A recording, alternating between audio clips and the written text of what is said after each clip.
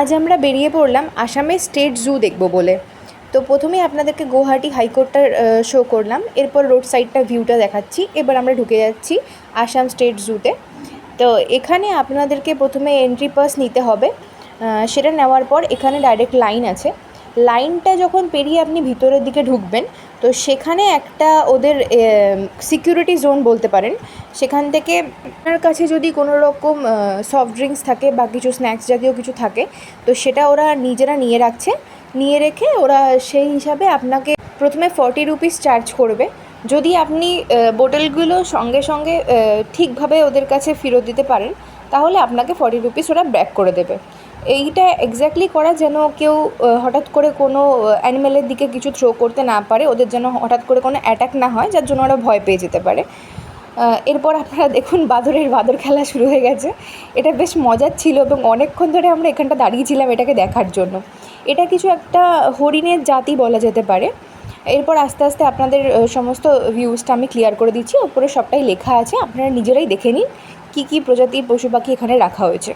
পুরো জুটা কভার করতে আপনার বেশ অনেক ঘন্টা সময় লাগবে, কারণ অনেকটা বড় এরিয়া নিয়ে এটা ছিল।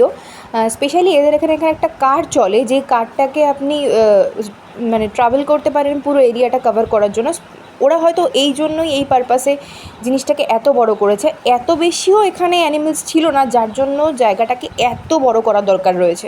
প্রচুর ভাস্ট এরিয়া, তো হাঁটতে হাঁটতে টায়ার্ড লাগতে পারে, এই জন্য আপনি কারটাকে বুক করতে পারেন। দেন কারটা বুক করে আপনি নিজের মতন যেখানে যেখানে ওরা নিয়ে যেতে চাইছে সেই হিসাবে চলাফেরা করতে পারেন। এবার দেখুন পাহাড়ি এলাকা যেহেতু, সেই জন্য একটু চড়াই উতরাই রয়েছে, একটু বেশ খাটনি হবে। মানে এখানে ভিজিট করলে আপনাকে হাতে সময় নিয়ে আসতে হবে। আমরাও ফার্স্ট টাইম গিয়ে বুঝতে পারিনি যে টোটাল এতটা সময় লাগতে পারে, কারণ এখানের পরে আমাদের বালাজি টেম্পলটা ভিজিট করার কথা ছিল। তো এখানে এতটা সময় ব্যয় হয়ে যাওয়ার জন্য আমাদের সেটা দেখা হয়নি। নেক্সট দিন আমরা প্ল্যান করেছিলাম মেঘালয় ডাইরেক্ট বেরিয়ে যাওয়ার জন্য। তো আসাম ভিজিটটা আমরা স্পেশালি করেছিলাম যে কামাখ্যায় পুজো দেওয়ার জন্য। তারপরে সেই সকালটা হিসাবে আমরা জুটা চুজ করেছিলাম, যে সকালের টাইমটা কীভাবে স্পেন্ড করা যায়। তো জু দেখেছিলাম, চক্রেশ্বর মন্দির দেখেছিলাম। এরপরে আমরা চলে গেছিলাম রাতের জন্য একদম কামাখ্যা টেম্পলের উদ্দেশ্যে। তো সেটার প্রচুর লং ডিস্টেন্স, এবং সবথেকে বড় কথা যে আমরা 9-10 ঘন্টা লাইনে দাঁড়িয়ে পুজোটা কমপ্লিট করতে পেরেছি। সেটার প্রিভিয়াস ভিডিও আমি অলরেডি শেয়ার করেছি। কমেন্ট বক্সে জানাবেন আপনাদের ভিডিওগুলো কেমন লাগছে।